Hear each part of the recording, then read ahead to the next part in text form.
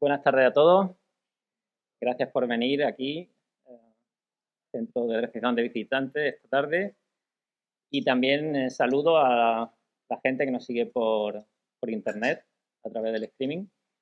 Muchas gracias por asistir, ¿no? Esta tarde vamos a tener una charla del doctor Gonzalo R. Moya. Es un gran especialista en el patrimonio de todo tipo en Córdoba. Él nos va a hablar hoy de la heráldica eclesiástica y religiosa en Córdoba, y un tema que conoce a la perfección porque realizó su tesis en torno al mundo de la heráldica de los obispos de Córdoba, una tesis que leyó hace escasamente un año y un mes, en otra situación bastante más positiva, ¿no? Donde yo tuve la suerte de participar en ese tribunal y pues donde había público, no había mascarilla y la verdad es que fue, yo creo que justo el último evento público previo al confinamiento, ¿no? Previo al estado de alarma, ¿no? Hablar de, bueno, presentar a Gonzalo en Córdoba es algo así como un delito, ¿no? Porque yo creo que es muy conocido por todos, ¿no? Podríamos incluso definirlo como un hombre del Renacimiento, ¿no? Una persona que está metido en todos los ambientes, en todos los lugares, que se dedica al debate, es campeón mundial de debate, profesor de oratoria, participa en programas de televisión como asesor, él actualmente es profesor de instituto, también es guía, músico, cantante, dramaturgo también, youtuber.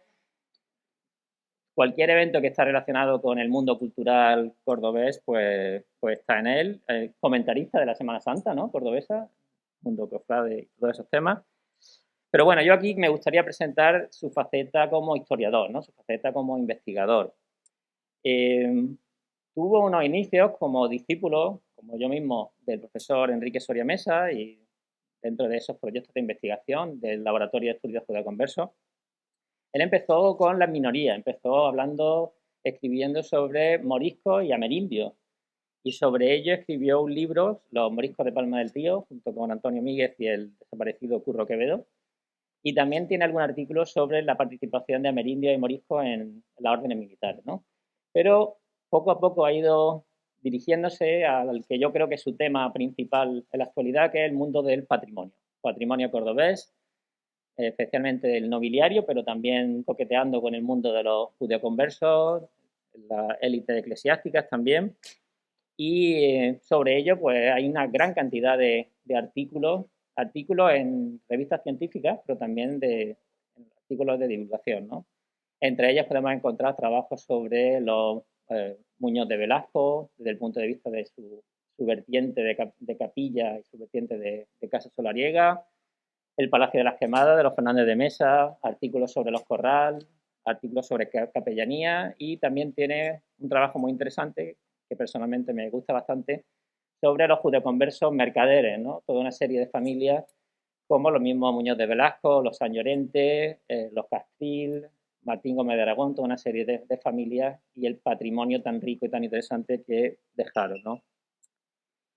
Y tampoco quiero olvidar su faceta divulgativa en actos como el presente, pero también en artículos en el periódico. Yo creo que el artículo que escribió sobre la Casa de los Hoces, la mal llamada Casa de los Guzmanes, hoy actualmente el Archivo Municipal de Córdoba, es un elemento que se ve perfectamente en la cantidad de trabajo documental que hay, porque a Gonzalo se le pueden encontrar fácilmente en cualquiera de los archivos cordobeses, la cantidad de horas que dedica a informarse, a tener la documentación suficiente, no solamente además en la Edad Moderna, él continúa hasta el siglo XIX, casi al siglo XX, y es el gran conocedor de ese patrimonio cordobés con mayúsculas, ¿no?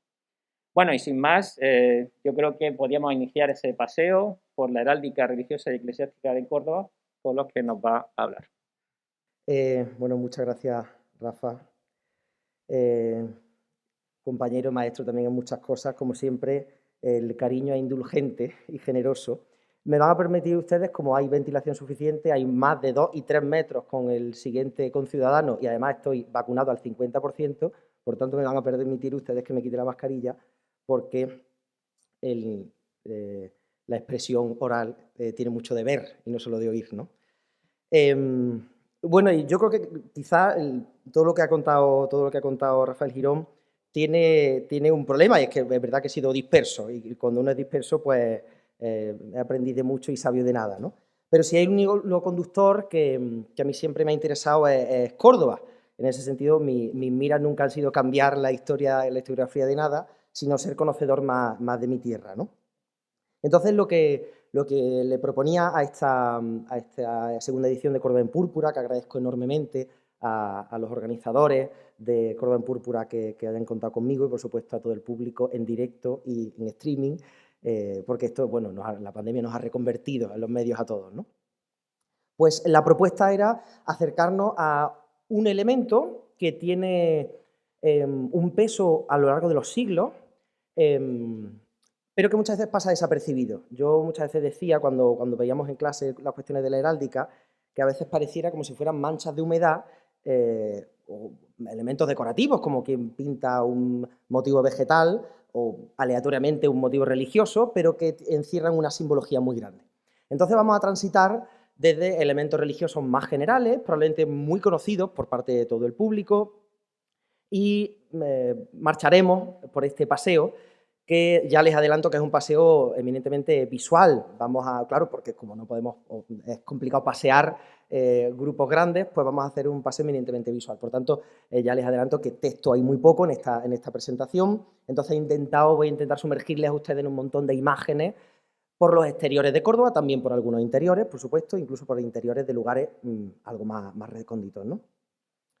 Y como digo, vamos a transitar desde la heráldica puramente religiosa hasta la episcopal o eclesiástica dentro del estamento clerical, que es la que a mí más me interesa, ¿no? Vamos a hacer una brevísima introducción, porque estoy seguro de que quien más, quien menos, el término heráldica le es familiar, pero quizá el término heráldica ha sido demasiado manido. La historiografía desde el siglo XIX, que es la que se ha impuesto a lo largo de toda la edad contemporánea, incluso hasta ahora, ha convertido a la heráldica en una disciplina que, digo, es un poquito malversada, ¿no? Si buscamos las definiciones de heráldica en los grandes tratadistas, incluso en la enciclopedia, vamos a encontrar una liosa definición donde a veces se nos dice ciencia del blasón, arte de... Bueno, ¿cómo una cosa puede ser definida a la vez como ciencia y como arte y que eso tenga coherencia? Bien, en primer lugar, el apartado de ciencias, porque los tratadistas clásicos, románticos más bien, y postrománticos, se han empeñado en definirlo como una disciplina académica. Bueno, como una disciplina para darle rango académico, para darle rango de sabiduría, de conocimiento, como, bueno, pues la arqueología, la paleografía, la medicina, la farmacia, no sé, ¿no?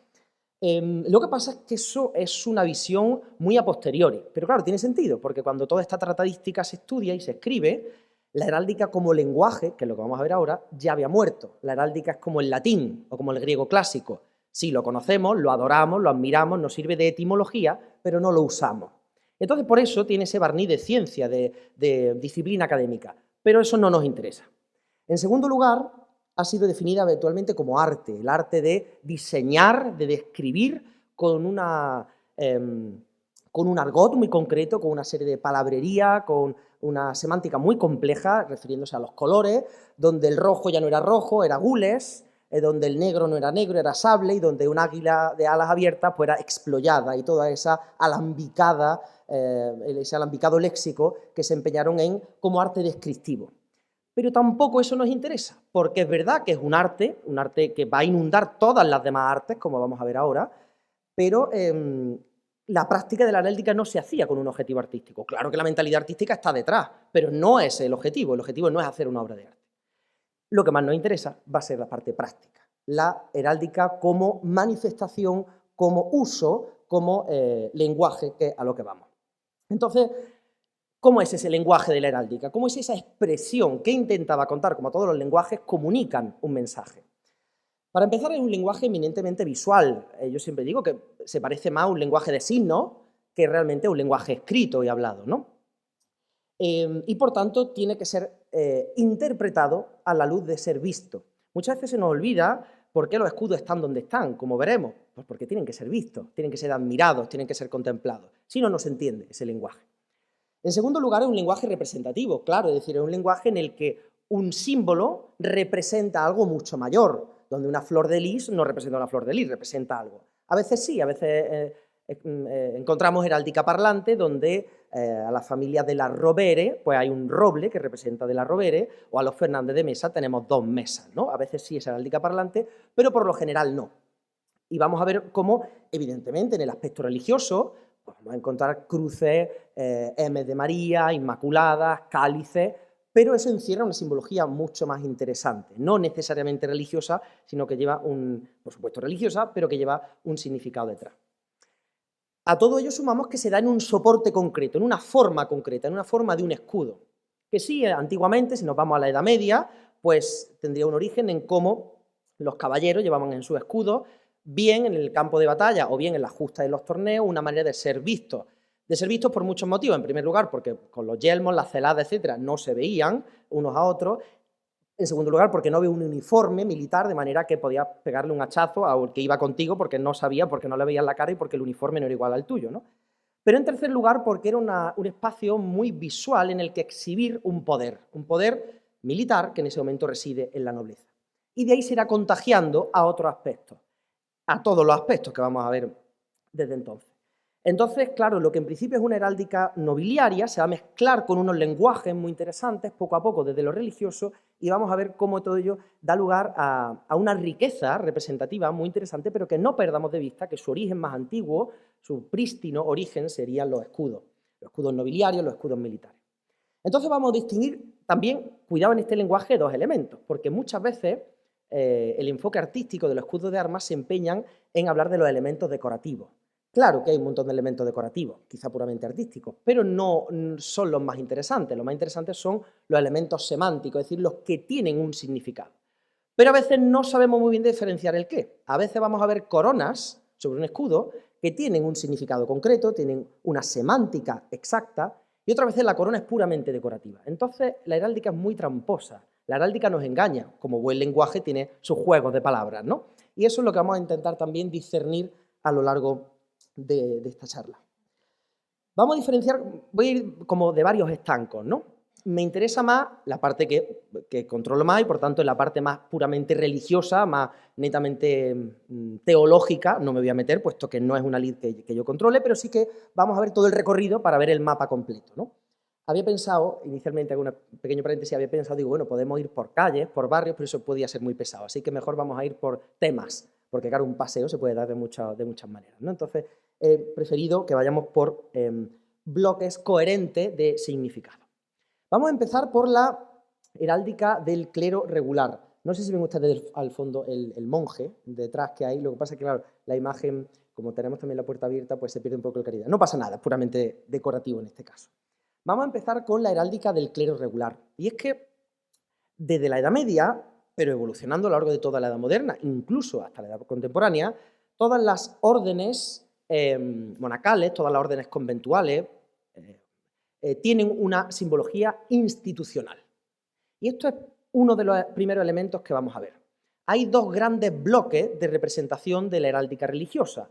La institucional, en la que se representa un grupo que no varía, que no cambia y como mucho cambia el diseño. Y en segundo lugar vamos a tener la personal, la puramente clerical, que ahí sí vamos a ver diferencias mucho mayores y por eso vamos a dedicarle más tiempo en unos minutos. Estos son imágenes generales donde vemos, por ejemplo, en la representación, sí, se ve, de la orden de los carmelitas, de los agustinos, jerónimos, mercedarios, franciscanos, jesuitas, dominicos, el cister, los servitas y las 2 versiones de los trinitarios, los calzados y los descalzos. Son, insisto, emblemáticas que representan a órdenes en el siglo XIV, en el siglo XX, en Portugal, en Valencia, en París o en Roma, ¿de acuerdo? Son transversales, son universales, vamos a decirlo así, y son institucionales. Y las tenemos prácticamente todas en Córdoba. Podríamos tener alguna más, pero nos vamos a centrar sobre todo en la que a vista de viandante, a vista de paseante, podíamos descubrir en nuestras calles. Por ejemplo, que lástima se ve muy oscura porque es que el problema es que esto está en una cochera, podemos descubrir la heráldica de los dominicos en diferentes lugares. Probablemente la orden dominica es la que tuvo mayor peso conventual en la Córdoba de la Edad Moderna. Y aquí vemos dos ejemplos que nos trae el convento del Corpus Christi.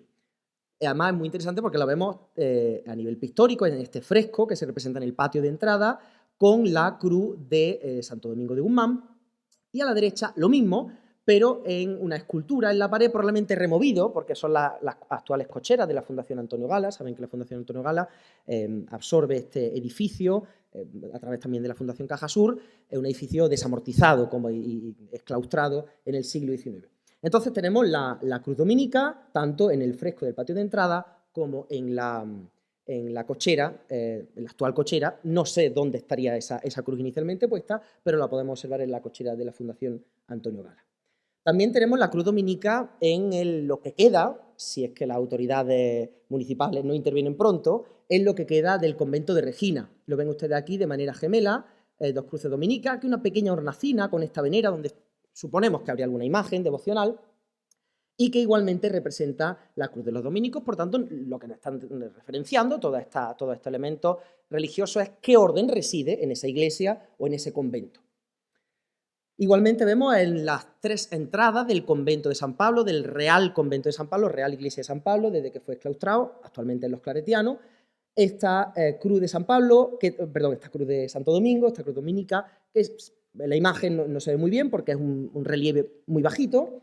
Algo mejor se ve esta imagen en la puerta que da acceso desde el Huerto de San Pablo, en la calle Huerto de San Pablo, e igualmente se ve en la entrada. Lo que pasa es que en este caso se ve achatada, se ve así como un poco como la Tierra, ¿no? Como el planeta, achatada por los polos, para dar simplemente cabida a esa pieza de mármol que está incrustada en esta portada de mitad del siglo XVIII. Y por tanto lo que nos representa es simplemente qué orden está alojada en ese convento. Igualmente vemos la cruz de los trinitarios, una cruz que, a pesar de que tienen los mismos colores, tiene una pequeña diferencia con respecto a la apertura de los brazos, si son calzados o son descalzos. Yo siempre digo la pista, así me lo aprendí para acordarme. Los trinitarios que están un poco más en el centro de la ciudad son los calzados, los que están más a la afuera, los padres de gracia, son los descalzos, ¿no?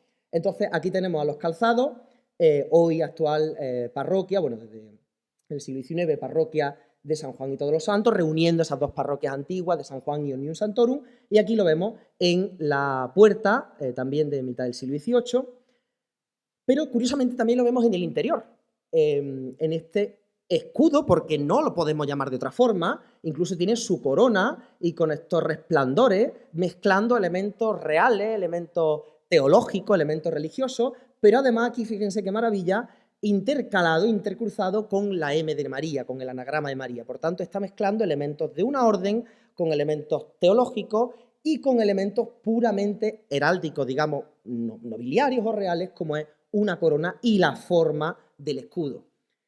Si aquí, en vez de tener el anagrama de María y la cruz de los trinitarios, pues tuviéramos el escudo de los aguayos o de los argotes, no nos extrañaría, porque es el mismo uso, el mismo espacio, el mismo diseño. Lo que ocurre es que con un contenido religioso, teológico en este caso, no mariano, más bien dicho. Si nos vamos a la actual parroquia de los Padres de Gracia, antiguo convento de los trinitarios descalzos, tenemos la misma cruz, pero con una versión diferente, porque esta cruz, como ven, sigue siendo la cruz trinitaria, pero tiene el matiz de que los travesaños de la cruz no están abiertos, sino que están más parecidos a una cruz puramente griega, ¿no? Con ese travesaño azul y rojo. Que además todo esto, lo que pasa es que sería muy largo de contar, aunque vamos a hablar algo de cofradía, todo esto se traduce también muchas veces en la vida social, en la vida cofrade, porque, por ejemplo, esta cruz trinitaria es la que asume el hábito por ejemplo, de la Hermandad del Santísimo Cristo de Gracia, ¿no? El conocido como esparraguero, ¿no? Por tanto, toda esa iconografía religiosa se expande, se contagia a otras instituciones. Sería largo de contar, pero yo me estoy ciñendo a lo que veríamos solo andando, ¿no? Por eso lo del paseo, ¿no?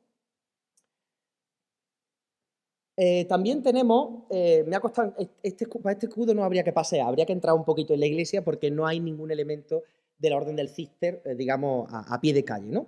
Entonces le he traído dos respaldares de dos asientos de cuero que se encuentran en el convento de la Encarnación, de la orden del Císter.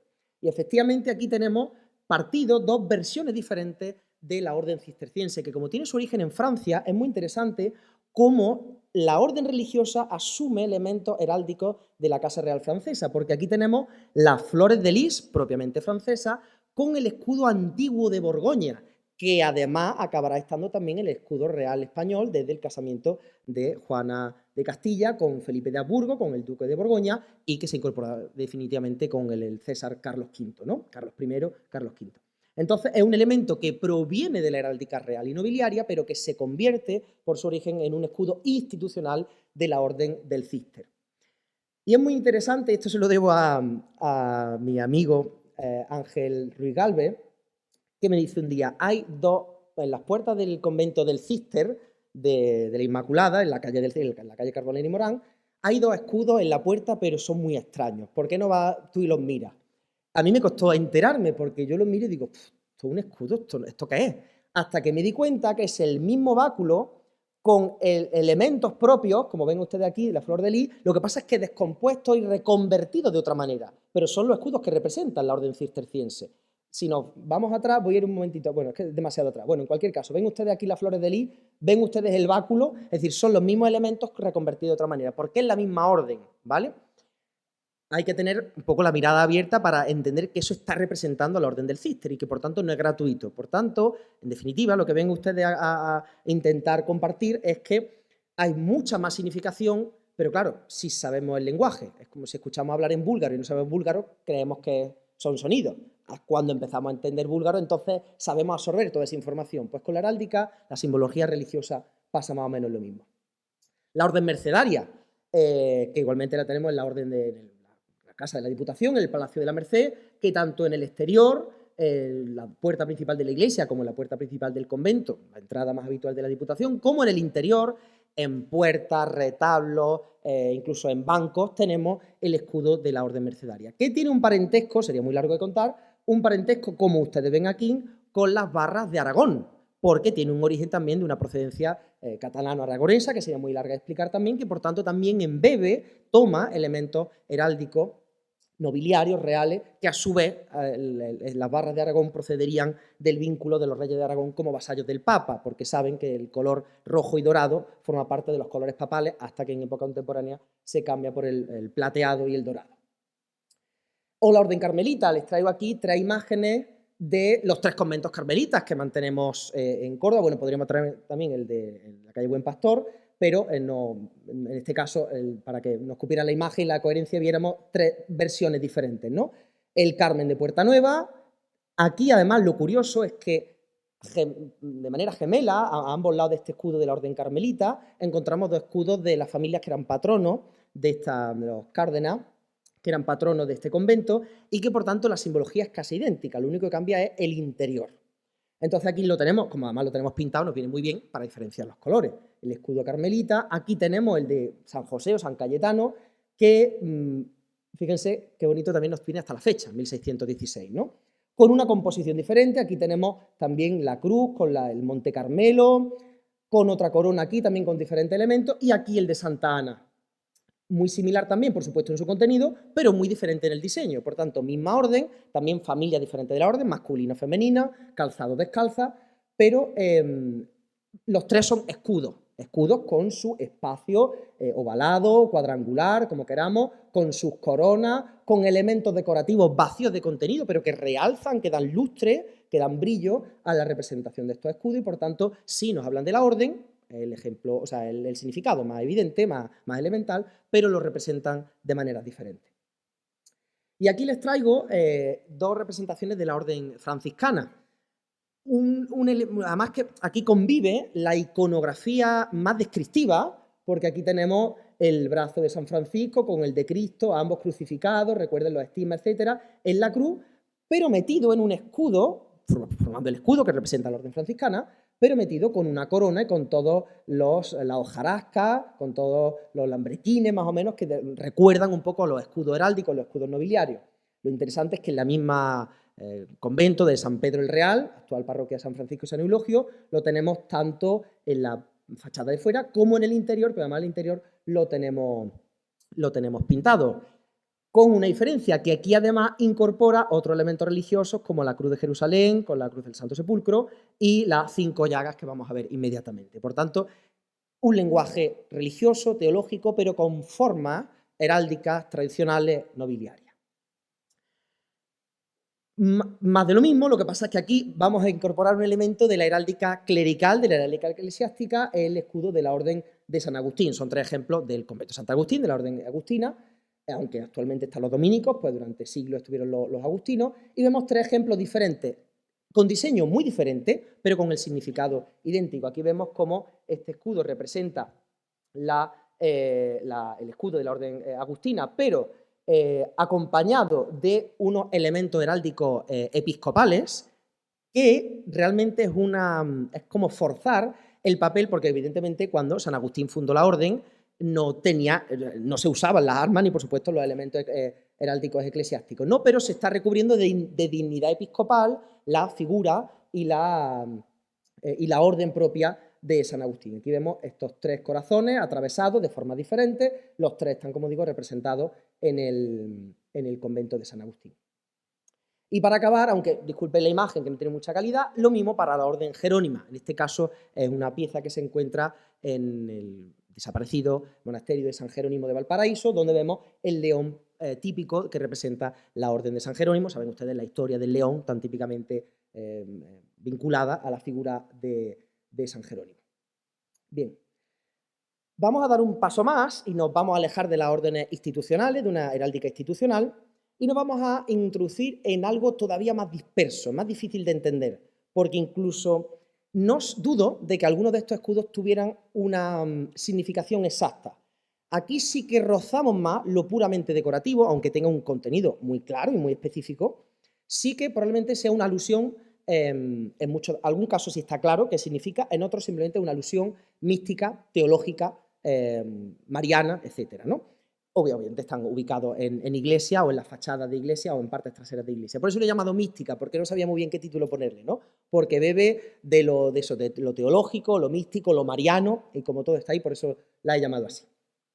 Por ejemplo, este cáliz tan interesante, además con la sagrada forma que encontramos en este oratorio de la calle Encarnación, o uno muy similar que encontramos en la parte trasera de la capilla del Santísimo de San Miguel, pero en este caso está muy claro, porque lo que nos está revelando, si caminamos por la parte trasera de San Miguel, es que en esa parte donde está la capilla del Santísimo Sacramento, y por tanto tiene además solían tener la aparejada cofradía del Santísimo Sacramento que desde Trento se estilaba en las parroquias, ¿no?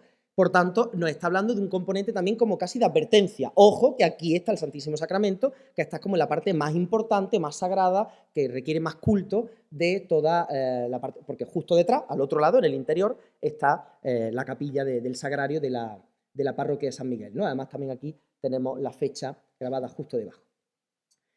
En la antigua parroquia de San Juan de los Caballeros, hoy apareja a la iglesia propia del Colegio de las Esclavas, tenemos este elemento muy curioso, porque está integrado dentro de un escudo propiamente clásico, pero fíjense que es un cordero, un Agnus Dei, ¿no?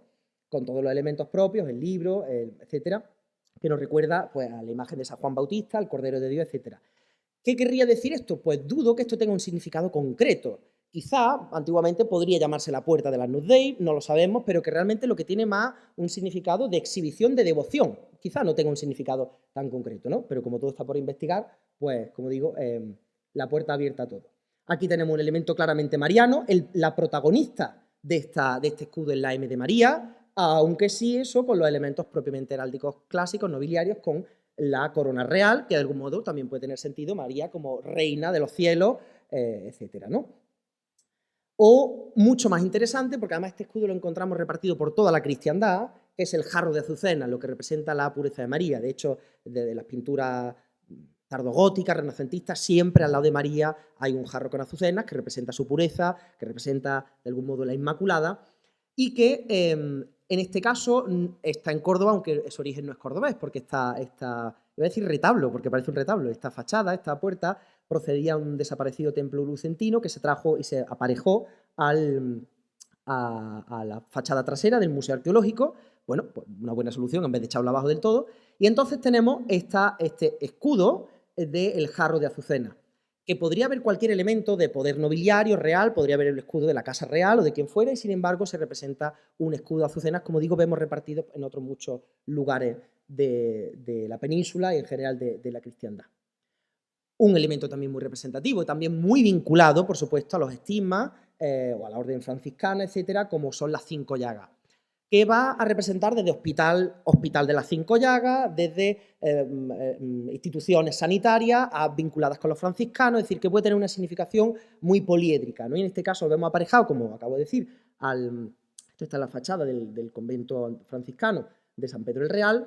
Aquí lo encontramos en el Hospital de los Desamparados, que dejó de ser hospital hace ya bastantes siglos, pero que la fachada sigue mantenida en la confluencia de las calles Conde Torres Cabrera con Ramírez de las Casas Deza, y que aquí pues 2 tenantes, podrían ser ángeles, yo creo que, aunque está muy desgastado, sostienen este escudo muy apergaminado con las 5 llagas y esta cruz.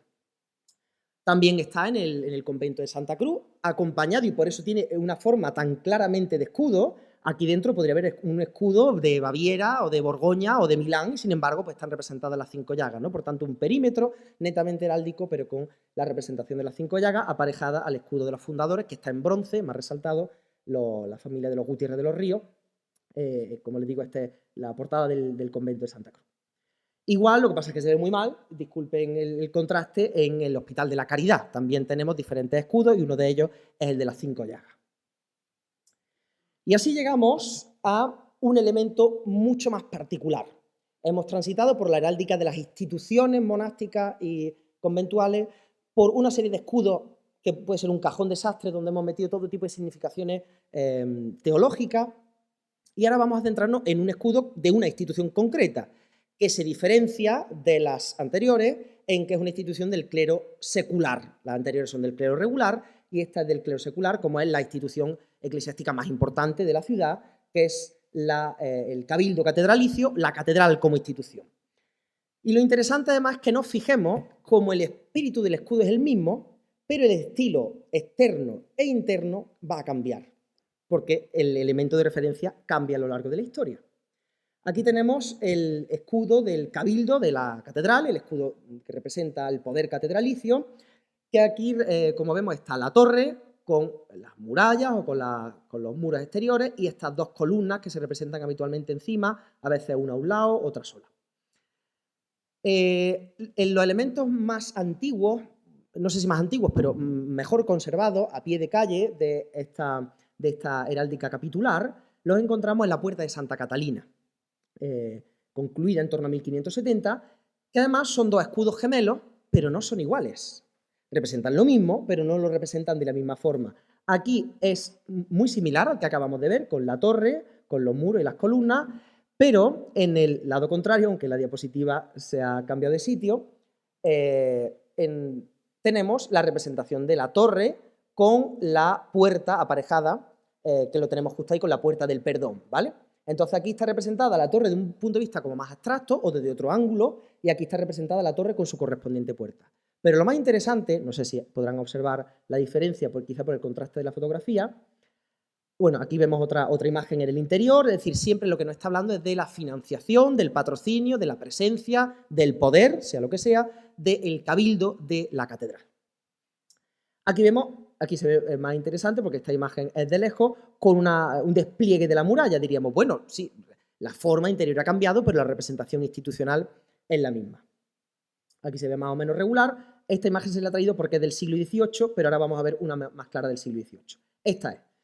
Esta es una factura ya mucho más tardía, probablemente renovada en época contemporánea, que representa el escudo del cabildo catedralicio. Lo que quiero decir con esto es que no es una representación aleatoria de la torre, que no es que le hayan dado por representar la torre, es que lo que representa es el escudo del cabildo de la catedral. Pero además ese escudo sufre un cambio no solo estilístico, sino arquitectónico, porque en este escudo capitular todavía podemos observar los arcos califales, porque cuando este escudo se diseña, la torre islámica todavía se conservaba. En mitad del siglo XVII se reforma la torre a lo largo de varios episcopados. Entonces, claro, cuando en el siglo XVIII se representa el escudo de la capitular con la torre no es la misma. y por tanto tienen que adaptar el diseño de la torre diferente al escudo. Por eso, en este escudo mucho más tardío vemos la torre casi como un grabado de la torre que podemos ver en la actualidad, pero todo lo anterior a 1600 son torres de un marcado carácter andalusí. ¿Por qué? Porque recuerden que todavía debajo, o dentro, mejor dicho, de la torre catedralicia se conserva parte del alminar, porque los cristianos utilizaron durante siglos el alminar del siglo X como torre de campanario. Luego ya, por una serie de malestar de la estructura, pues se decidió recubrir y reconstruir hasta la torre actual, ¿no?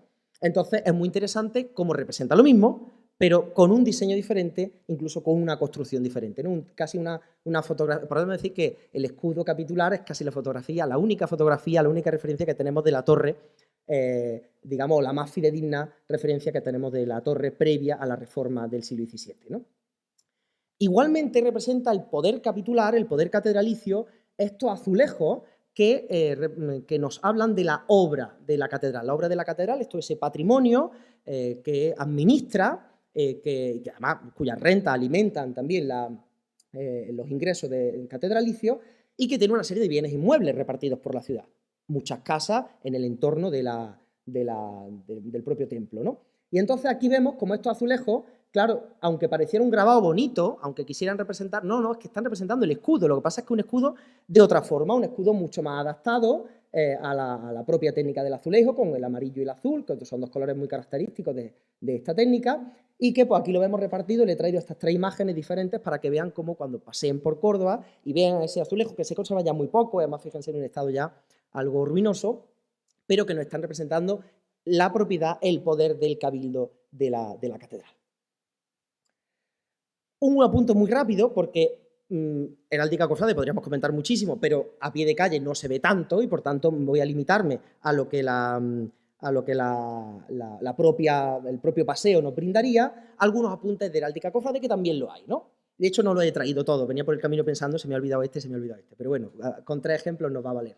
Por ejemplo, la primitiva salida de la Hermandad de la Esperanza, vinculada originalmente a la parroquia de Santa Marina, tuvo un lugar de salida en el ya desaparecido convento de Santa Isabel de los Ángeles. Bien, pues en ese lugar de salida pusieron el escudo de la hermandad, un escudo que además ya mezcla elementos religiosos, también con devocionales, pero muy adaptados a la época contemporánea, ¿no? Vemos este águila con el ancla, por supuesto, de la esperanza, la corona de espinas, en fin, una serie de elementos, incluso la paloma del Espíritu Santo de gratis también nos ha traído. Entonces son elementos, como digo, corporativos de esta hermandad, que además este escudo ha cambiado a lo largo del tiempo. Vemos también el escudo de la Hermandad de las Angustias en su casa canónica durante pues, casi 50 años, que fue el convento de San Pablo, hasta que volvió a su lugar de origen del convento de San Agustín. Pues aquí vemos también este escudo, que además incorpora elementos netamente heráldicos de los que vamos a hablar ahora, como es la tiara pontificia, el collar del toisón de oro, el águila bicéfala, es decir, son elementos netamente reales y nobiliarios, pontificios, que entremezclan con elementos devocionales, como es el corazón de Dolores, la cruz de soledad, etc. También en algunos azulejos, azulejos podremos traer mucho, pero he traído esto porque el escudo tiene un gran protagonismo, de la Hermandad de la Buena Muerte, que está en el exterior de la antigua colegiata de San Hipólito, hoy de los jesuitas, y que vemos también elementos muy interesantes porque combina las borlas cardenalicias con el escudo real de Castilla y León, tiara pontificia, el escudo de la orden jesuita, es decir, incorpora elementos de todo lo que vamos a ver, de lo que hemos visto y lo que vamos a seguir viendo. Por eso la heráldica de las cofradías es tan maravillosa, porque aunque sea una cofradía fundada en 1980, mantiene el espíritu simbólico de elementos religiosos, nobiliarios, reales, municipales, catedralicios, desde el siglo XIII hasta la actualidad. Estaba pensando, digo, podría haber traído también el que está en la puerta de la Casa Hermandad de la Misericordia, y lo digo para que mi amiga Pilar no se enfade, y entonces, porque venía acordándome que además vivo muy cerca, pero bueno, uno no tiene en la cabeza siempre las mejores ideas. Y por último, y es lo que quiero dedicar algo más de tiempo, quizá no tanto tiempo, a la heráldica eclesiástica. La heráldica eclesiástica, aquí sí vamos a hablar de una diferencia muy clara. Todo lo anterior que hemos visto, sobre todo la heráldica de la orden, la capitular y la de las cofradías, son elementos que no cambian. Puede cambiar el diseño, se puede quitar un elemento u otro, pero son elementos corporativos, institucionales, es decir, son representaciones simbólicas que representan a un conjunto que no muta. La heráldica eclesiástica es otra cosa totalmente diferente. Aunque utilice los mismos, voy a hacer la comparación con la semántica, aunque utilice las mismas letras, la semántica es diferente. Es decir, utiliza los mismos fonemas, utiliza el mismo abecedario, pero combinado de manera diferente. ¿Por qué? Porque la heráldica eclesiástica es personal. Es decir, cambia a lo largo del tiempo y tiene la vigencia que tiene la vida de ese individuo, aunque su memoria va a ser perpetuada en el tiempo.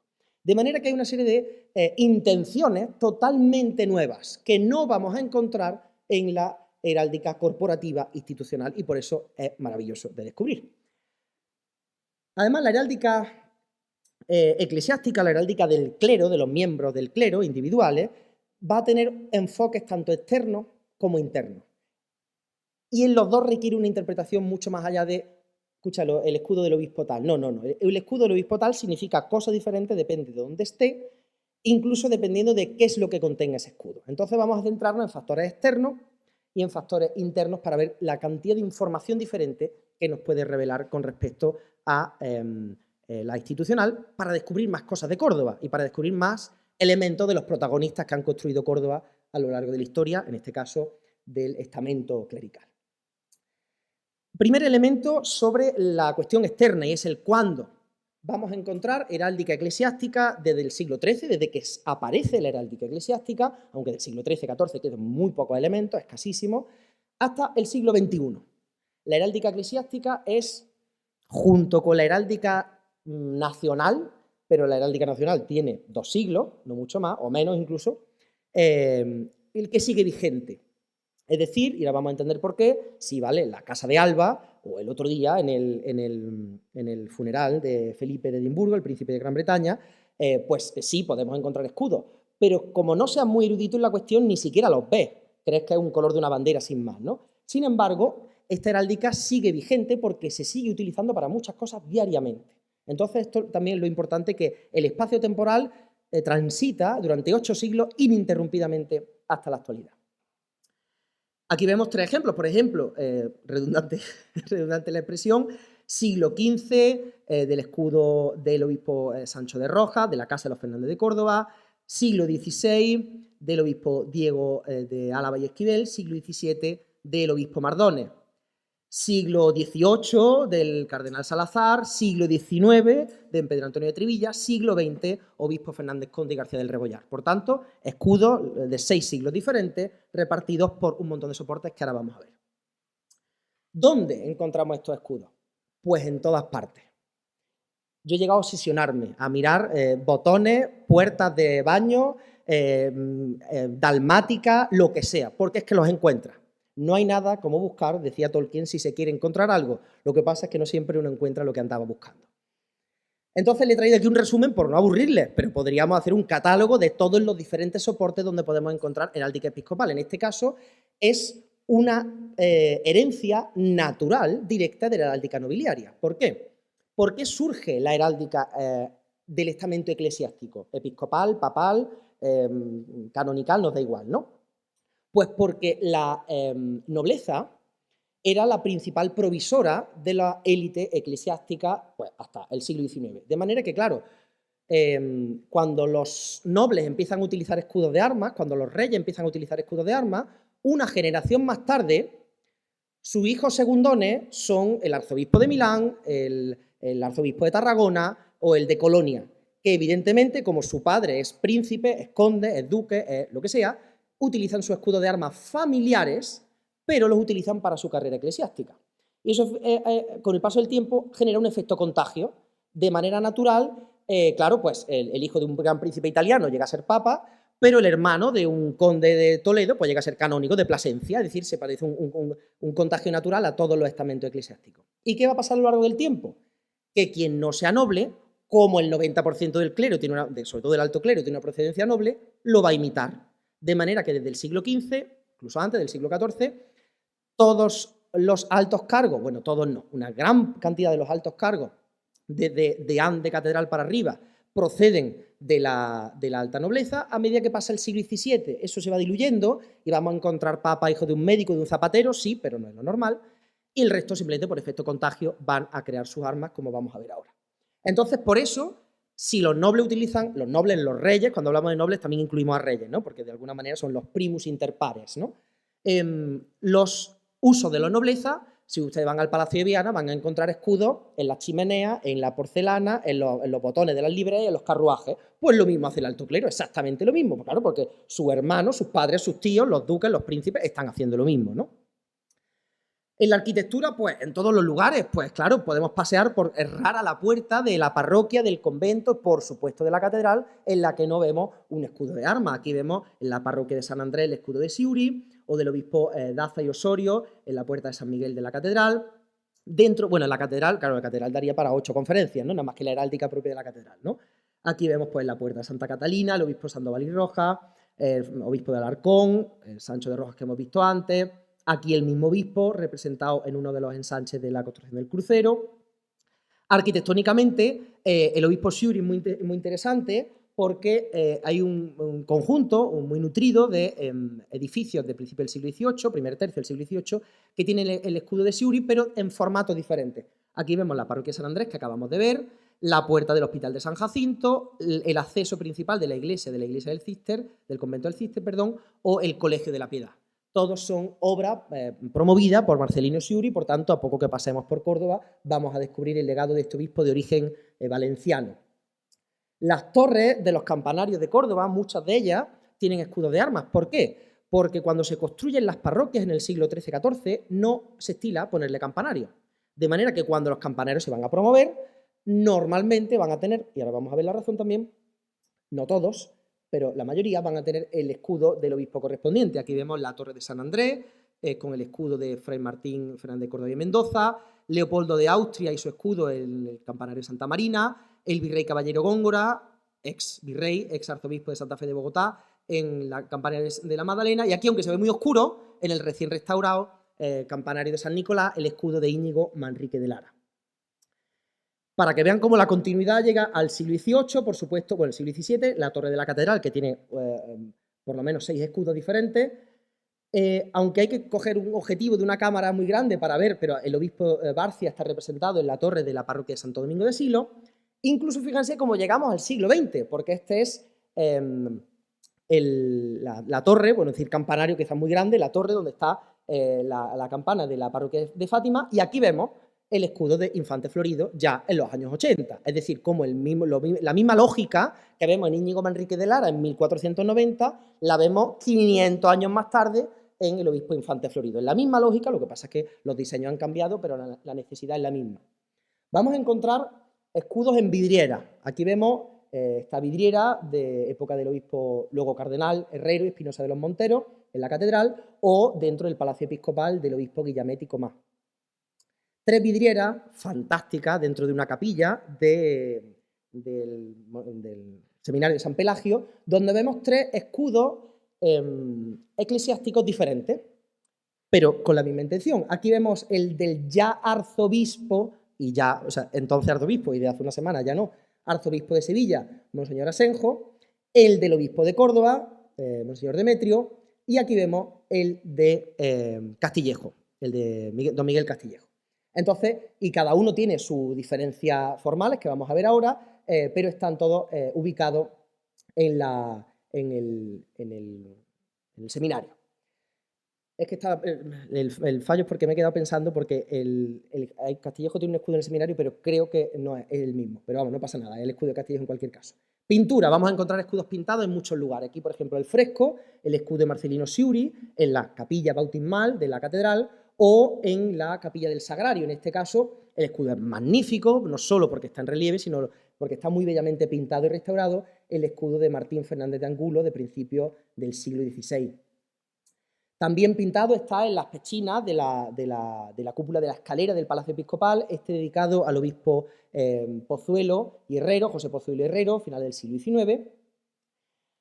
Un punto más ya no es que esté pintado en un sitio, sino que en un cuadro, en la mayoría de los retratos que se conservan del obispo de Córdoba, tienen pintado su escudo. Aquí le he traído uno de los 50 que podría traerle, del luego cardenal, como digo, Sebastián Herrero y Espinosa de los Monteros, que vemos ahí su escudo pintado arriba en una esquinita, aquí se lo he ampliado, ¿vale? Pero el remate viene cuando el escudo empieza a ser cada vez más grande, en este caso, por ejemplo, en el escudo del obispo Javier Martínez, ya actual arzobispo de Granada, o directamente cuando no hay obispo, solo hay escudo. Ha desaparecido la imagen del obispo y todo el cuadro lo ocupa el escudo de armas, como aquí vemos, dos que se conservan en el Hospital de San Jacinto, el del escudo de Marcelino Sciuri o el del obispo Juan de Bonilla y Vargas, donde, bueno, el pintor no parece malo, yo creo que podría haber retratado al personaje en cuestión, pero no, prescinde del personaje y solo representa el escudo, pero si se fijan, la inscripción dice escudo del ilustrísimo señor Bonilla y Vargas, obispo de Córdoba, el cual trasladó el hospital a su antigua, es decir, el protagonista es el individuo, el obispo, ¿por qué no representamos al obispo? Aquí vemos cómo llega a suplantar la identidad, el escudo de armas, a ser tan importante el escudo de armas, que con solo mi escudo me voy a conformar. Con solo mi escudo ya estoy yo ahí, ¿no? Por tanto, una representación también un poco mística, ¿no? Pero muy interesante de cómo nos habla del poder simbólico que tiene la heráldica durante siglos, ¿no? Aquí, de hecho, uno mucho más reciente. Nos vamos ya al siglo XX, no sé si es un escudo o un cordobán, porque la fotografía la tomé muy rápido, que se conserva en el Palacio Episcopal, referido al escudo de Monseñor Fernández Conde. La azulejería también vemos escudos, aquí ya probablemente casi todos muy contemporáneos, ¿no? Vemos el de Infante Florido o el de Monseñor Asenjo, en todo tipo de elementos. También está el escudo de Monseñor Asenjo en el azulejo que hay dedicado al 150 aniversario del Dogma de la Inmaculada Concepción, en la misma iglesia, la iglesia de la Compañía, o incluso en relieves, santuarios, parroquias, etc. También lo vemos en rejas, la rejería también en vez de los escudos. Aquí tenemos, bueno, el escudo este es maravilloso.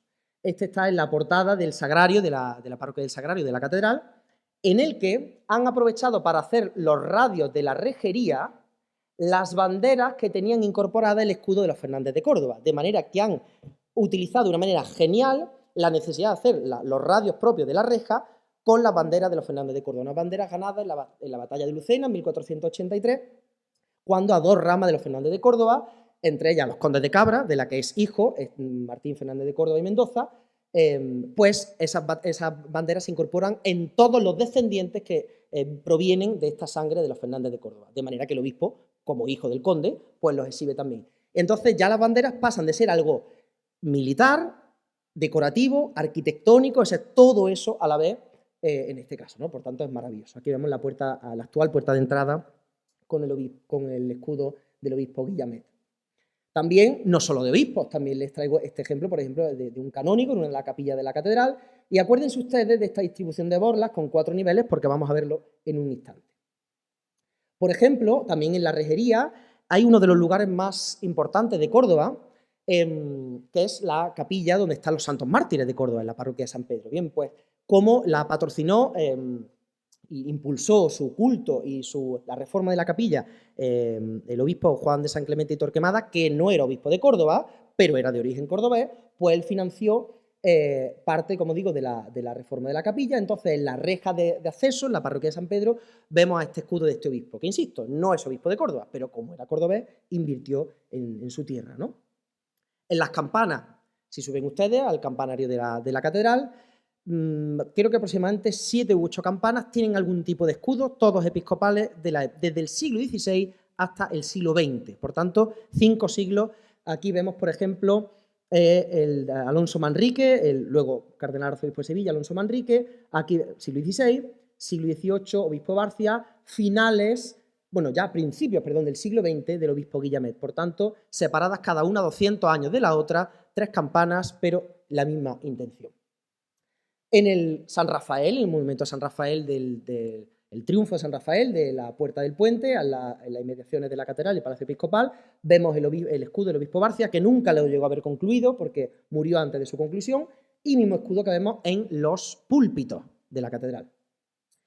También en madera vemos el escudo de Trevilla en uno de los relojes del coro y en una de las puertas, que eso fue un día que yo digo, pero espérate, eso es un escudo. En una de las puertas del tesoro pues estaba, lo que pasa es que si las puertas están cerradas no se ve, tienen que ser abiertas cuando vemos el escudo del obispo Marcelino Sciuri. En los órganos de la catedral vemos escudos de 3 obispos diferentes, en este caso de Ayestarán, del cardenal Salazar y de Pedro Antonio de Trevilla. Este escudo está bordado en un cojín para ponerse en un asiento, vamos, del cardenal Herrero, y esto es un magnífico, diría yo, parece casi un repostero, aunque no lo es, que están recolocados en la antigua Capilla Villaviciosa.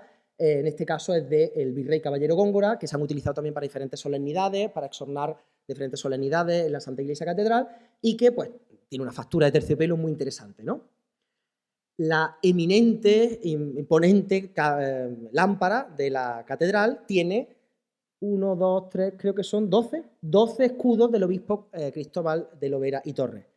Podría haber bastado con uno, pero puso 12. Es decir, para que quede muy claro quién ha pagado esta lámpara y en memoria de quién tiene que ofrecerse al culto esta lámpara, ¿no? Y si nos paseamos por el tesoro de la catedral, vamos a encontrar en orfebrería, en báculos, portapaces, bueno, de todo tipo de elementos litúrgicos. Pues aquí vemos, por ejemplo, bueno, esta es la cruz procesional de Mardones, en este portapaz que vemos el de Angulo, aquí vemos el escudo de Pérez Muñoz, el de Diego de Alba y Esquivel, o el de Barcia también, ¿no? Por tanto, en todo tipo de elementos litúrgicos lo vamos a ver también.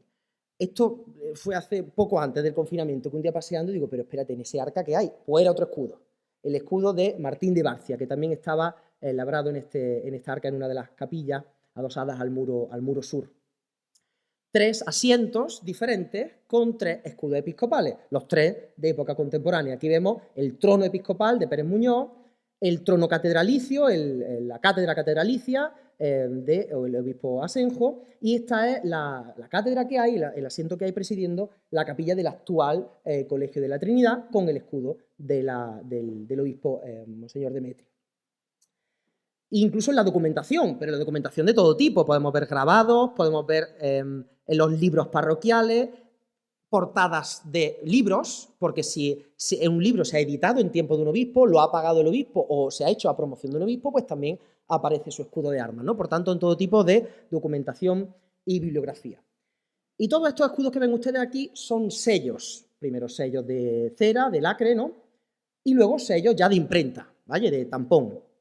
Y todos estos sellos los utilizo para ver el soporte papel, soporte documental, pero para hilarlo justo con el siguiente apartado que vamos a ver, que es ya lo último. Con esto vamos a concluir. ¿Para qué? Es decir, ¿para qué ponemos tantos escudos en tantos sitios? Bien, en primer lugar, y hilo justo con lo anterior, porque las diócesis, los obispados, no tienen escudo. Lo tienen las órdenes conventuales, las órdenes monacales, lo tienen los cabildos catedralicios, lo tienen las ciudades, la cofradía de la Macarena y la del Rico de Jaén, pero no las diócesis. ¿Quién aporta el escudo de la diócesis en cada momento? Los obispos.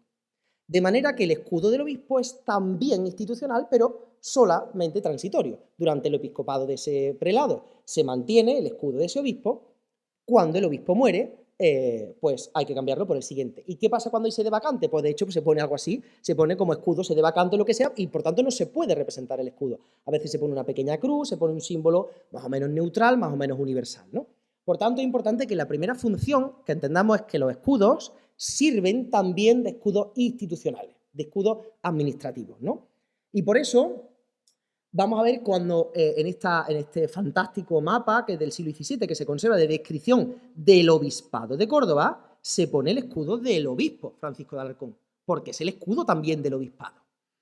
Así vemos como el escudo del obispo Pérez Muñoz, además le he traído, como aquí todavía vemos el nombre del obispo, Francisco Garrido, ¿vale?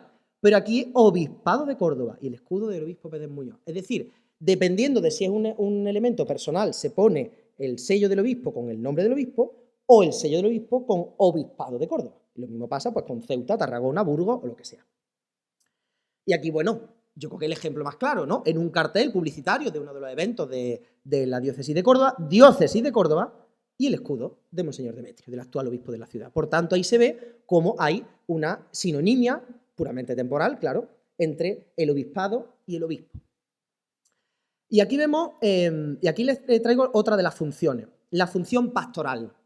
Es decir, cuando un elemento de la diócesis, que puede ser un monumento, una reforma parroquial, lo que sea, se lleva a cabo en tiempo del obispo, a veces el obispo la patrocina directamente, pero otras veces no, sencillamente coincide en el tiempo.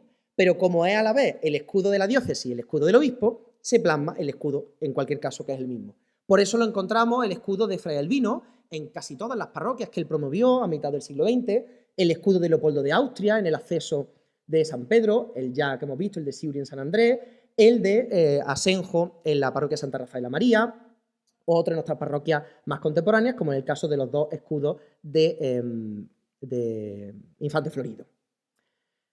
Igualmente, otra función es lo que yo he inventado este nombre de la función, algo así como función de honorífica o función de homenaje. En este caso, los obispos ni patrocinan ni participan, en muchos casos eran desconocedores porque el escudo se pone muchas veces muchos siglos después de que el obispo haya muerto. Pero las cofradías hacen guiños a sus obispos por muchos motivos. Por el año en que se aprobaron las reglas, por el año en que un paso se estrena, por el año en que un estandarte se estrena o lo que sea, ¿no? Entonces, por ejemplo, como el señor amarrado a la columna salió por primera vez cuando se refunda la Hermandad del Huerto, pues plasma el escudo de Monseñor Cirarda en su canastilla. Obviamente, la Hermandad del Amor, cuya regla aprobó el obispo Fray Albino, pues trae el escudo de Fray Albino en un bacalao, como el último paso y vigente paso de los Dolores, de la Virgen de los Dolores, salió por primera vez a la calle en tiempo de Pérez Muñoz, pues plasmaron el escudo de Pérez Muñoz. Igualmente pasó con la fundación de la sentencia. La Hermandad de la Sentencia es muy interesante porque trae los escudos del obispo que funda sus reglas y del obispo en el que se estrena la canastilla, uno enfrente de otro, ¿no?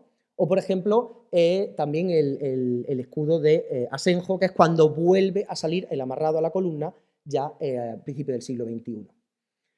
Estos son dos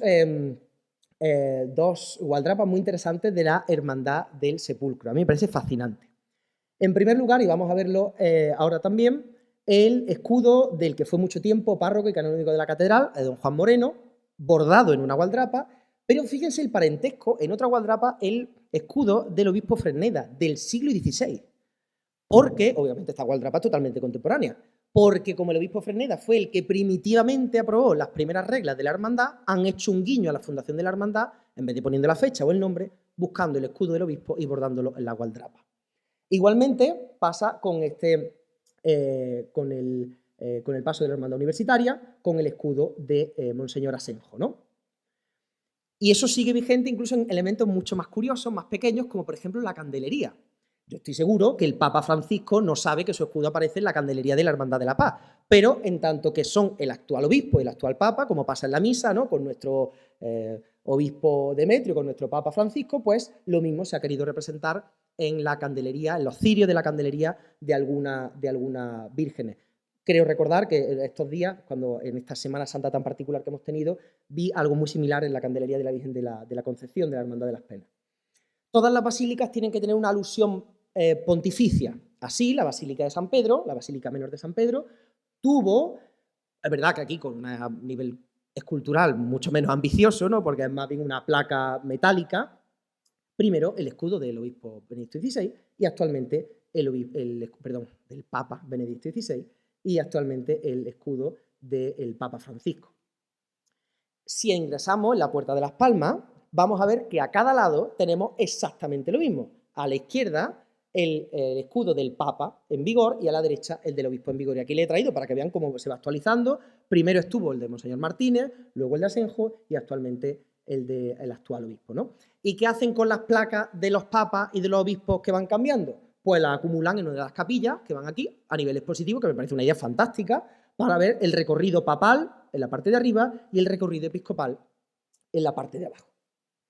Por supuesto, otro elemento de qué significan los escudos, la presencia ultratumba, la presencia tras la muerte, porque en casi todas las tumbas de todos los obispos está representado su escudo de armas. Yo estoy aquí, mi escudo está aquí, para siempre, por los siglos de los siglos.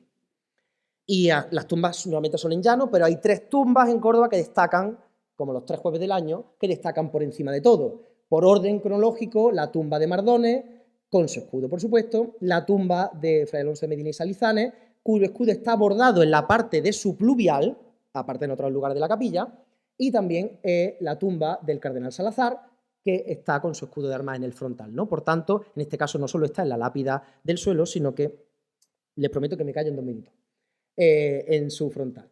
Otros puntos también muy interesantes son, ahora sí, promociones directas.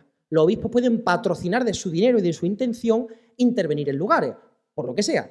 El más claro ejemplo, la Catedral de Córdoba. La Catedral de Córdoba, saben ustedes que se construye pues, desde principios del siglo XVI hasta casi finales del siglo XVIII, ¿no? Aunque la estructura realmente está acabada a mitad del XVII. La estructura del crucero, luego se reforma la torre, se están reformando puertas, etcétera. O sea, es un edificio vivo. Pues bien, cada obispo que interviene con su dinero más o menos directo, con una donación más o menos directa, o sencillamente por su mandato, de una manera consciente, plasma su escudo de armas para acreditar que ese obispo ha promocionado, ha ayudado y que quede memoria de que él ha ayudado a que el edificio se complete, ¿no? Aquí vemos el escudo de Fray Juan Álvarez de Toledo, de don Pedro Portocarrero, de Pedro Fernández de Manrique de Lara.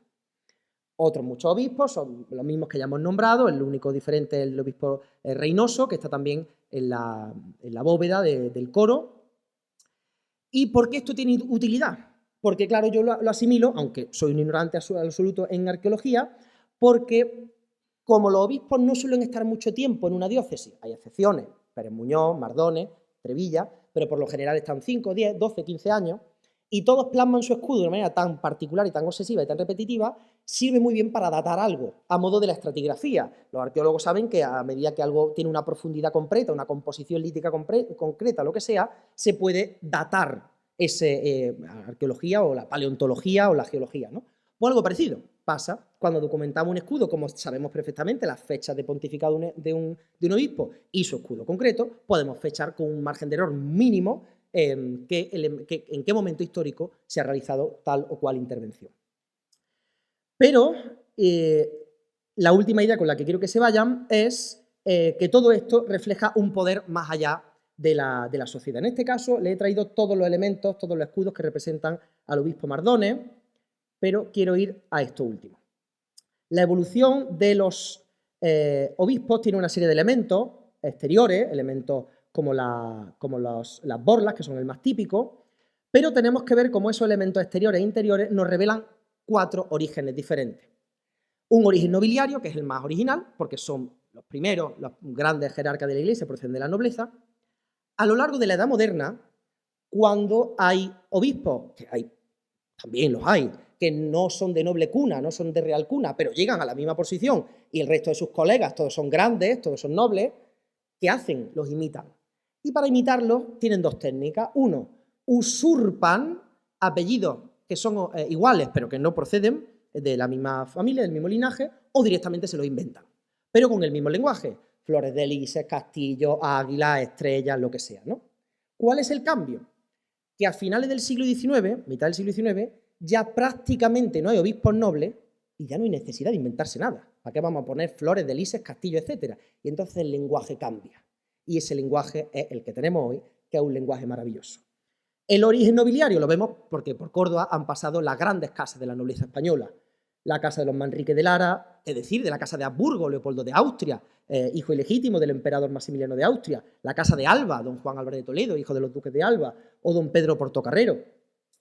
También los Fernández de Córdoba, la casa de Lerma, es decir, tenemos las grandes casas de la nobleza española representadas en algunos de nuestros obispos, ¿no? El segundo paso, obispos que querían aparentarse nobles, porque cuando tú eres obispo eres mucho. Por tanto, cuando don Antonio de Valdés llega obispo, a pesar de ser hijo de unos cordoneros, mercaderes y por judeoconversos, por cierto, de Burgos, etcétera, pues toma el escudo de los valdeses nobles de Asturias, por ejemplo, ¿no? O el obispo Palo de Laguna, que procede también de un origen bajísimo, llegando a ser presidente de los consejos, de algunos de los consejos, y obispo de Córdoba, pues usurpa las armas, entre otras cosas, por ejemplo, de los Bravo de Laguna, que sí son Laguna de verdad, o de los Quirós, pero nada tenía que ver con esa familia, sencillamente emuló, copió, se inspiró para decir yo soy lo mismo que vosotros. El cambio empieza, o yo creo que por ahí puede estar la inspiración, cuando obispos de toda cuna, nobles y no nobles, incorporan elementos religiosos por alguna razón. Y es que los obispos de origen monacal incorporaron algunas veces el escudo de su orden dentro de su escudo de armas familiar. Por eso vemos el escudo dominico dentro del escudo de Mardones, por eso vemos la cruz trinitaria detrás del escudo de Juan de Vargas, por eso vemos el escudo mercedario dentro del escudo del cardenal. Francisco de Solís directamente prescinde de un escudo familiar y se pone el escudo de la orden mercedaria, de su orden, directamente lo obvia, ¿vale? O el fray Albino, que lo que hace es que juega con todos los elementos de la orden dominica, los reconvierte utilizando otros elementos, como por ejemplo el Agnus Dei, y hace un escudo reinventándose, versionando la orden dominica. Y esto nos lleva a la actualidad. En la actualidad ya no vemos, bueno, puede haber algún caso, pero por lo general no, Castillo, Flores de Lis, ya no vemos a Fernández de Córdoba, a Mendoza, a Portocarreros o a Tellez Girón en los episcopados, y entonces empieza a haber elementos biográficos y religiosos. El obispo Pozuelo incorpora el escudo del León de Córdoba y el escudo del seminario de San Pelagio, porque él estudió en el seminario. Pero, ironía de la vida, el escudo del seminario de San Pelagio lo tomó de su fundador, del obispo Pazo y Figueroa, de manera que estaba incorporando indirectamente, es un escudo de escudos, vamos a decirlo así. Muy interesante el obispo Guillamet y Comán, cómo incorpora el escudo de su Olot natal, el escudo de Córdoba, a San Rafael, la T, como un elemento de la tauriga, incluso este elemento eucarístico, ¿no?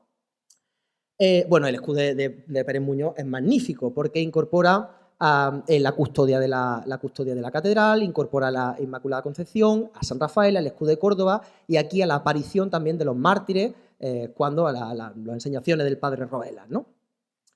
El obispo Asenjo prefiere un elemento biográfico. Por ejemplo, incorpora el escudo de la Universidad de Sigüenza, donde él estudió, elementos devocionales como es el jarro de azucenas de María y elementos eucarísticos, y aquí la referencia de los mártires de Córdoba. Pero cuando pasa a arzobispo de Sevilla, los mártires de Córdoba desaparecen y aparecen elementos alusivos a la archidiócesis de Sevilla. Por tanto, son escudos que se actualizan con respecto a los obispos cambian de diócesis.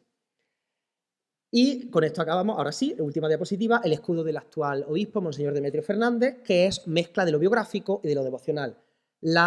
Bueno, yo nunca me he entrevistado con él, pero la interpretación que se hace del escudo, 3 estrellas, la Santísima Trinidad, Cristo, María y el puente del arzobispo, donde él nació. Por tanto, diferentes lenguajes en uno mismo, semánticas al servicio todo siempre de la representación del poder institucional, del poder religioso, y que, a pesar de todos los cambios, siguen revelándonos mucha información de Córdoba a poco que la pasemos. Disculpen por el retraso, por haberme demorado mucho, y muchísimas gracias por su atención. A ustedes también.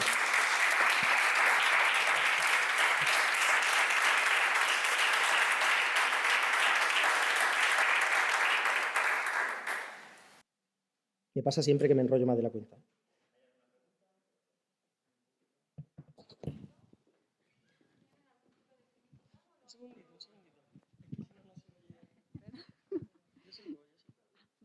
Los nudos que hay alrededor. Vale, es una de las cosas que me he saltado porque he visto el reloj.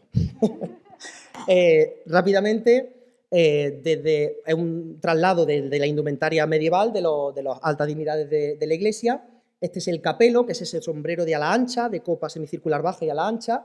Y estos son una serie de borlas que también en las grandes solemnidades llevaban los cardenales.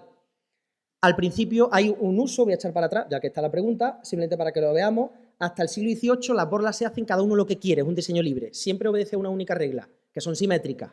Pero la distribución de borlas puede ser absolutamente arbitraria. Por ejemplo, se la he traído aquí. Aquí lo vemos. Aquí, por ejemplo, vemos aquí que hay 1, 3, 3, 3, 1, 3, 2, 1, 1, 2, 1, es decir, las borlas al principio son arbitrarias. Empieza a estilarse una jerarquía en la que a igual cantidad de borlas significa un rango dentro de la Iglesia.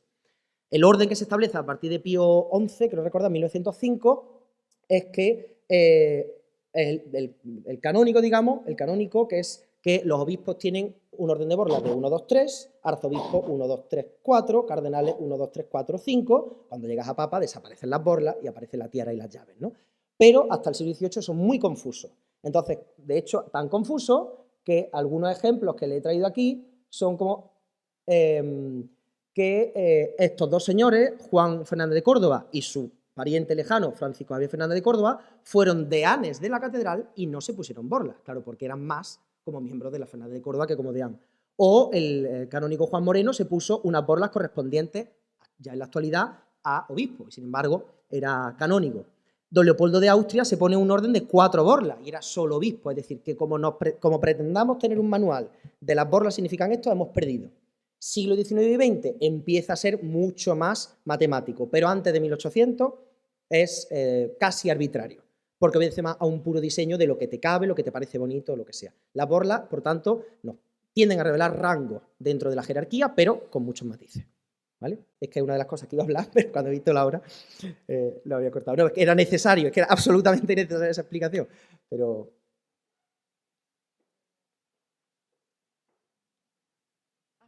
Muchas gracias por la conferencia, que ha sido magnífica. Y yo quería hacer una pregunta con respecto a este lenguaje del que nos has estado explicando tantas cosas.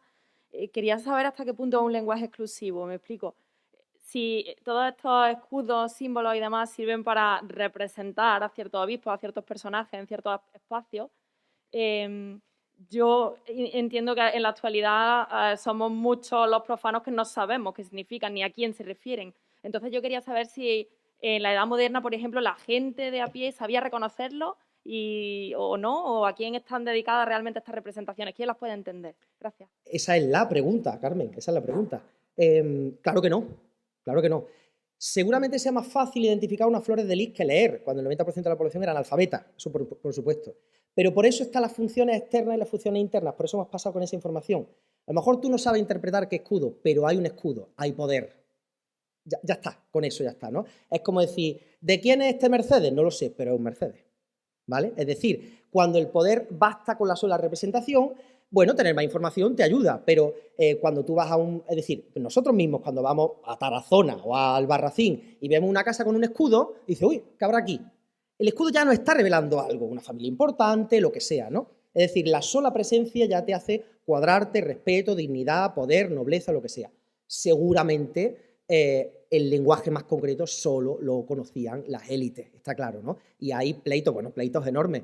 Hace poco se me venía a la mano entre un pleito de una orden conventual que quería quitar un retablo para remozarlo y quería quitar los escudos. Bueno, y la familia las denunció, la llevó al obispado y al final le dieron la razón y tuvieron que mantener los escudos, ¿no? Siglo XVIII. Entonces, la gente mata por representar un escudo, ¿no? Os recuerdo otro pleito que era los Mendoza representan su escudo con Ave María, ¿vale? Una de las versiones de Ave María. Entonces, en un convento de Granada lo tenían puesto en un chino, el escudo con Ave María, y entonces decían unos religiosos, es que la gente va andando y va pisando el nombre de María, ese escudo, hay que quitarlo de ahí. Entonces se producen choques magníficos en torno a el escudo significa algo por sí mismo, aunque nadie lo entienda, aunque nadie sepa si eres de los Aguayos, Fernández de Córdoba, de los Manrique de Lara, eso da igual, representa poder, señorío, distinción, yo puedo y tú no, en definitiva, ¿no? Lo que pasa es que eso se va perdiendo. Cuando ser obispo no es ser noble, es simplemente ser un pastor de la iglesia, cuando se es más pastor que príncipe, empieza a tener una función ya puramente religiosa. Por eso, en la función, todos los elementos religiosos se incorporan cuando en la condición social ya da igual. Ya tú no llegas a obispo por ser quien eres, llegas a obispo porque eres un gran teólogo, un pastor importante, alguien que ha gestionado la iglesia bien, ¿no? Pero sigue significando lo mismo, sigue significando soy obispo.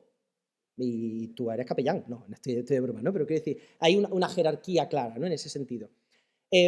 Una de mis dudas es, ¿y quién te concede el escudo de armas? Claro, forma parte hoy del diseño.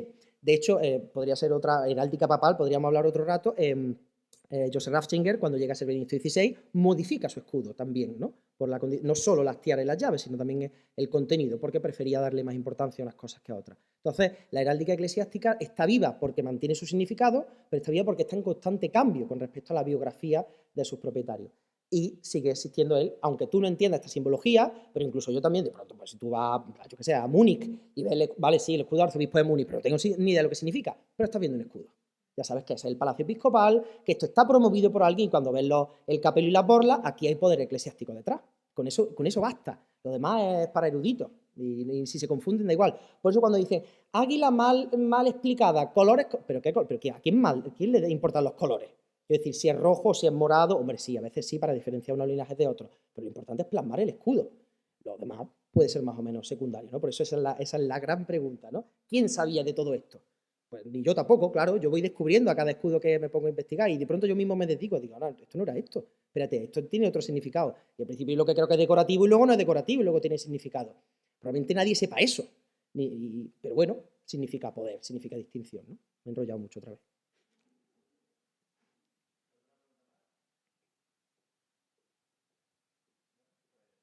Muchas gracias.